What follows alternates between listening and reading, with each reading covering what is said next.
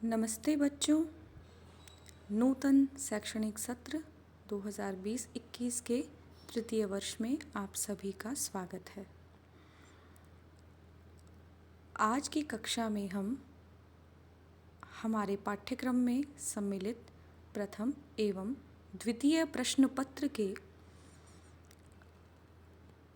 बारे में चर्चा करेंगे। इस वर्ष आपके पाठ्यक्रम के प्रथम प्रश्न पत्र का नाम है भारतीय धर्म दर्शनम च। भारतीय धर्म और दर्शन आपका ये प्रश्न पत्र पूर्णांक 100 अंकों का होगा। परीक्षा का माध्यम आपका हिंदी, संस्कृत, अंग्रेजी कोई भी हो सकता है, लेकिन प्रश्न पत्र आपको केवल संस्कृत भाषा में ही मिलेगा। प्रत्येक प्रश्न पत्र में 40% अंक आपको 40% अंक के प्रश्नों के उत्तर आपको संस्कृत माध्यम से देने होंगे और अन्य सभी प्रश्नों के उत्तर आप संस्कृत, हिंदी, अंग्रेजी भाषा में दे सकते हैं। तो आइए देख लेते हैं कि आपके प्रथम प्रश्न पत्र में कौन कौन सी पुस्तकें हैं। पहली पुस्तक का नाम है तर्क संग्रह, जो अन्नम भट्ट द्वारा लिखी गई है। यह तर्क संग्रह पुस्तक न्याय और वैशेषिक दर्शन का प्रकरण ग्रंथ है। इसमें न्याय दर्शन की बातें भी हैं और वैशेषिक दर्शन की बातें भी हैं। दूसरी आपकी पुस्तक है श्रीमद् भगवद गीता। इसका द्वितीय अध्याय है आपके पाठ्यक्रम में। श्रीमद् भगवद गीता में मुख्यतः 18 अध्याय हैं, लेकिन आपके पाठ्यक्रम में केवल द्वितीय अध्याय ही है। श्रीमद् भगवद गीता महाभारत का एक अंश है और इसमें श्लोक दिए गए हैं। कुल श्लोकों की संख्या द्वितीय अध्याय के अंदर 72 है। तीसरी जो पुस्तक सम्मिलित है वो है पातंजल योग दर्शन। उसका समाधिपाद है और व्यासभाष्य सहित है। इसे आप इस तरह से समझिए, पतंजलि मुनि ने योग सूत्र की रचना की है। उस योग सूत्र को 4 भागों में बांट सकते हैं: समाधिपाद, साधनपाद, केवल्यपाद और विभूतिपाद। इस चारों भागों में विभिन्न प्रकार के सूत्र मिलेंगे आपको और व्यास ने इन सभी सूत्रों के ऊपर संस्कृत भाषा में व्याख्या लिखी है। व्यास की यह व्याख्या व्यास भाष्य कहलाता है। अब जब आपके परीक्षा में कोई सूत्र आएगा जिसकी आपको व्याख्या करनी है, तो आपको उस सूत्र के अंदर जो व्याख्या करनी है वो व्यास के भाष्य के आधार पर ही करनी है। आपको वो संस्कृत भाषा में नहीं लिखना है। व्यास के भाष्य जो संस्कृत भाषा में लिखा हुआ है उसका अनुवाद ही आप यहाँ पर योग के सूत्रों की व्याख्या में लिखेंगे। चौथी जो पुस्तक है आपके वह है मनुस्मृति। मनुस्मृति में भी अनेक अध्याय हैं, लेकिन आपके पाठ्यक्रम में केवल द्वितीय अध्याय ही सम्मिलित किया गया है। अब अंक नियोजन की दृष्टि से देखिए आप तो तर्क संग्रह, श्रीमद् भगवद गीता, पातंजल योग दर्शनम और मनुस्मृति, ये चारों ही 25-25 नंबर के हैं। इस प्रकार कुल पूर्णांक है आपका 100 नंबर का। अंक विभाजन देखिए, इसमें अंक विभाजन में मैंने आपको वैसे बता ही दिया 25 नंबर का, लेकिन किस में से क्या क्या आएगा ये भी देख लेते हैं।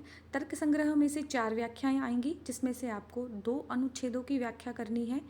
आपके इस वर्ष पाठ्यक्रम में ये भी दिया गया है, पाठ्यक्रम में मतलब प्रश्न पत्र किस तरह से आएगा वो बताया गया है कि यहाँ आपको व्याख्या संदर्भ प्रसंग सहित लिखना है, फिर व्याख्या करनी है, फिर टिप्पणी भी देनी है और ये तीनों मिलाकर ही आपके 15 नंबर की होगी। तो एक 7 नंबर की, दूसरी 7 नंबर की। तो संदर्भ और प्रसंग के अंक हैं 2, व्याख्या के अंक हैं 4, टिप्पणी है 1.5 नंबर की। इस प्रकार 7.5 नंबर की एक व्याख्या है। आप देख सकते हैं यहाँ पे कि संदर्भ और प्रसंग 2 नंबर के, व्याख्या आपकी 4 नंबर की, इस प्रकार से दिया गया है। और फिर तर्क संग्रह में से 10 नंबर के प्रश्न आएंगे जो लघुत्तरात्मक होंगे। 10 नंबर के प्रश्न हैं आपके ये रहे, पंचलघुत्तरात्मक प्रश्नानाम उत्तराणि संस्कृत माध्यमेन देयानि। तो 2 नंबर का प्रत्येक प्रश्न होगा। इस प्रकार कुल 5 प्रश्न आएंगे। इन 5 प्रश्नों के उत्तर आपको संस्कृत माध्यम से देने हैं।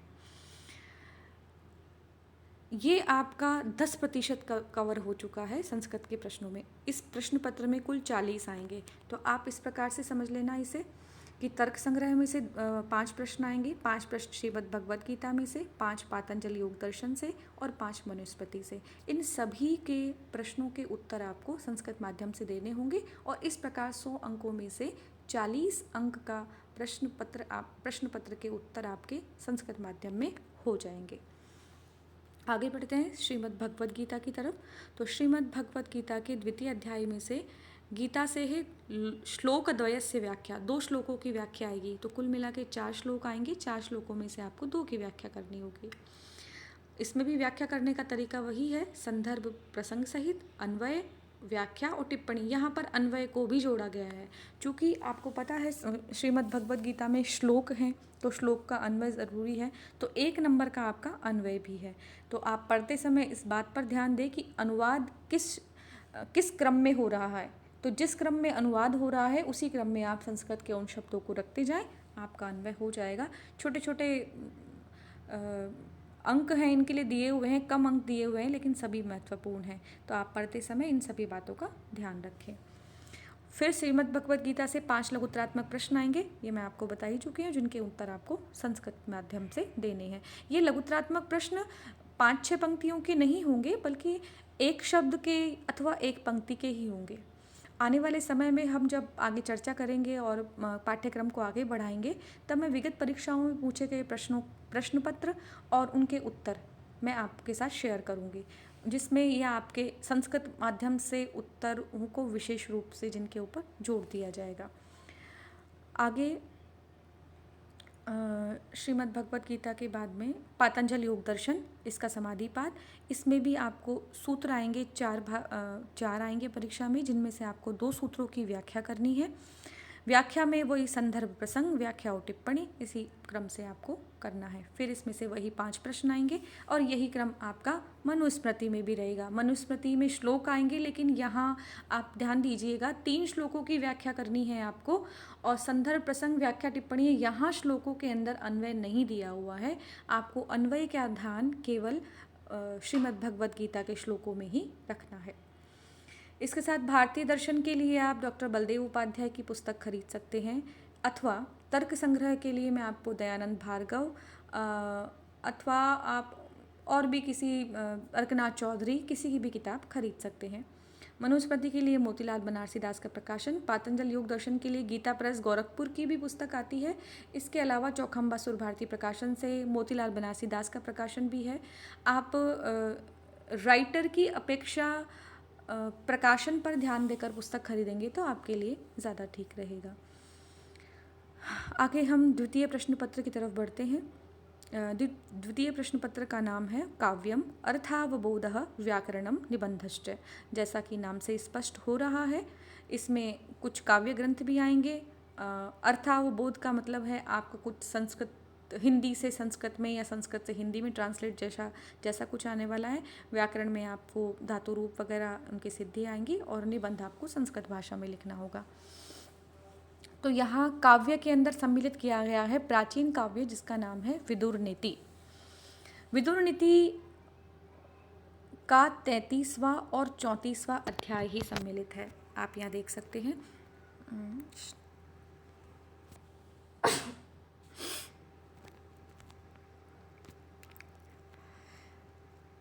विदुर नीति इसका 33वां और 34वां अध्याय ही है। तो विदुर नीति महाभारत के उद्योग पर्व से ली गई है। अभी हमने प्रथम प्रश्न पत्र में भी देखा कि श्रीमद् भगवद गीता को आपके पाठ्यक्रम में शामिल किया गया है। तो श्रीमद् भगवद गीता और विदुर नीति दोनों ही महाभारत से ही ली हुई है। वो महाभारत के शांति पर्व से ली हुई है, ये महाभारत के उद्योग पर्व से ली गई है। क्षमा कीजिएगा, वो महाभारत के भीष्म पर्व से ली हुई है श्रीमद् भगवद गीता, और विदुर नीति महाभारत के उद्योग पर्व से ली गई है। ये दोनों ही महाभारत का अंश हैं। आपको यहाँ ये बताया भी गया है कि विदुर नीति कहाँ से प्रारंभ करके कहाँ तक खत्म होने वाली है, जो आपके पाठ्यक्रम में सम्मिलित की गई है, क्योंकि विदुर नीति में कुल 8 अध्याय हैं। किंतु आपके पाठ्यक्रम में 33वां और 34वां अध्याय ही सम्मिलित किया गया है। द्वास्तः प्राह महाप्राज्ञो, यहाँ से प्रारंभ करके क्लेशान से तितिक्षति पर्यंतम, यहाँ तक जो जितने भी श्लोक आएंगे वो सब आपके पाठ्यक्रम की विदुर नीति के होंगे। दूसरी जो पुस्तक है वह है किरातार्जुनीयम महाकाव्य, जो महाकवि भारवी द्वारा लिखा गया है। किरातार्जुनीयम में 20 से 22 सर्ग होंगे, किंतु आपके पाठ्यक्रम के अंदर प्रथम सर्ग को ही लिया गया है। उसके बाद तृतीय पुस्तक है आपकी नीति शतक। नीति शतक में पूरे 100 श्लोक या 100 से अधिक भी हो सकते हैं। यह भर्तृहरि द्वारा लिखा गया है। चौथा जो है आपके वो है संस्कृतों में निबंध रचना, पांचवा है पठितावबोधः और छठा है व्याकरण। व्याकरण में लघु सिद्धांत कौमुदी का तिङन्त प्रकरण शामिल है, जिसमें भू धातु, एद धातु, अद धातु, हु, देव, भुंज, तुद, रुध, तनु, डुक्रियां करने, डुक्री, चुर, इन सभी धातुओं के पांचों लकार, लट लकार, लोट लकार, लंग लकार, लृट लकार और विधिलिंग लकार, इन पांचों ही लकारों के अंदर आपको रूप सिद्धि करनी है। अब आप पहले ये ध्यान दे दीजिए कि आपको इन सब धातुओं के धातु रूप पांचों लकारों में याद होने चाहिए सबसे पहले तो। क्योंकि अगर परीक्षा में वो तनोती पूछता है या वह आपसे चुरुतः पूछता है, तो आपको पहले ये पता होना चाहिए कि यह कौन से लकार का है और उस लकार के अंदर ये कौन सा वचन का है या कौन से पुरुष का है वह। तो जब तक आपको ये पता नहीं होगा तब तक आप इन सब की सिद्धि नहीं कर सकते हो। अंक विभाजन देखते हैं इनका। विदुर नीति से श्लोक, 2 श्लोकों की व्याख्या करनी होगी। परीक्षा में 4 आएंगे। यहाँ पर आपको अन्वय करना अनिवार्य होगा, उसका अंक निर्धारित किया हुआ है। यहाँ पर एक संदर्भ प्रसंग करना है, फिर अन्वय करना है, व्याख्या भी करनी है, टिप्पणी भी करनी है। तो इस बार आप ये दिमाग में अपने बैठा ही लीजिए कि आपको संदर्भ प्रसंग, अन्वय, व्याख्या, टिप्पणी, इसी क्रम से इन सभी श्लोकों को पढ़ना है। फिर इसमें से 4 प्रश्न आएंगे जिनके उत्तर आपको संस्कृत में लिखने होंगे। ये लघुत्रात्मक प्रश्न होंगे, एक शब्द अथवा एक पंक्ति का। फिर है महाकाव्य किरातार्जुनीयम, इसमें से भी आपको 2 श्लोकों की व्याख्या करनी होगी। व्याख्या करने का जो क्रम है वो वही है जो विदुर नीति में था या श्रीमद् भगवद गीता में रखा गया है। इसमें भी श्लोक हैं, श्लोकों की व्याख्या करनी है और इसमें से भी 4 प्रश्न आएंगे, लघुत्रात्मक प्रश्न, एक शब्द के अथवा एक पंक्ति के, जिनके उत्तर आपको संस्कृत भाषा में लिखने होंगे।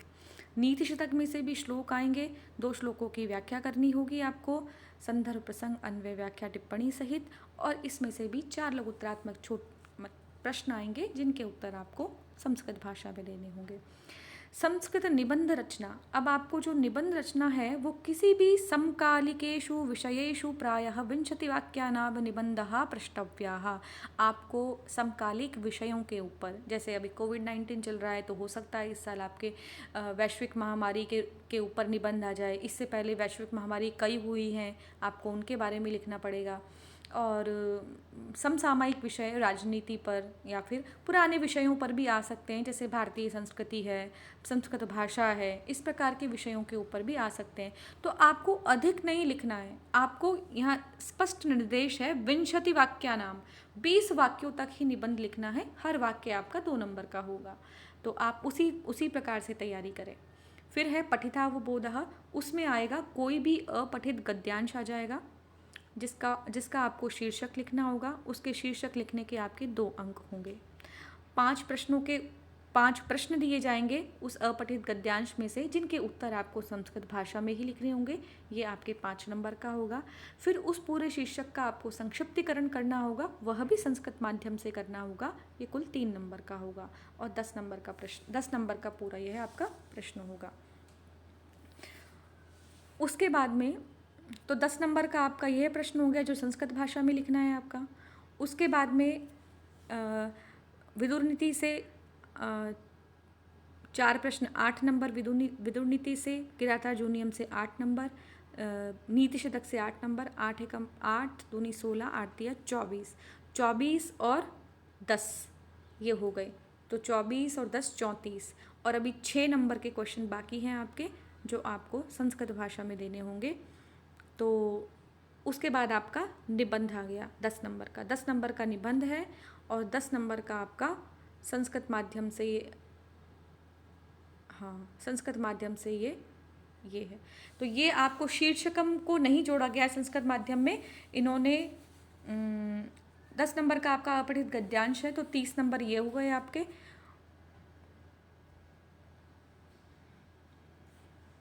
फिर है आपके व्याकरण से लघु सिद्धांत कौमुदी का तिङन्त प्रकरण। निर्धारित सूत्रों में से आपको 10 शब्द आएंगे या 8 शब्द आएंगे। 8 शब्दों में से आपको सूत्र का निर्देश करते हुए रूप सिद्धि करनी है। प्रत्येक जो शब्द है, धातु है, उसकी व्याख्या करने के आपको या उसकी रूप सिद्धि करने के 3 अंक निर्धारित है। इस प्रकार कुल 15 नंबर है और फिर कुछ सूत्र भी आएंगे जिनकी व्याख्या आपको करनी होगी। प्रत्येक सूत्र की व्याख्या पे आपको 2.5 नंबर मिलेंगे। सूत्र 2 ही हैं, तो कुल मिला के 5 अंकों का यह है। अब है नीति शतक, आप कृष्ण शास्त्री की खरीद सकते हैं। लघु सिद्धांत कौमुदी के लिए मैं आपको भीमसेन शास्त्री का सजेशन दूंगी। और महाभारत ये विदुर नीति जो है वो आप गीता प्रेस गोरखपुर की भी खरीद सकते हैं। तो पुस्तकें आप लेकर आइए, पुस्तकों को पढ़िए, पुस्तकों से ही पढ़िए, यही मेरा आपसे कहना है। और इसी के साथ हम आज की कक्षा यहाँ समाप्त करते हैं। अगली कक्षा में हम तर्क संग्रह पढ़ना आरंभ करेंगे।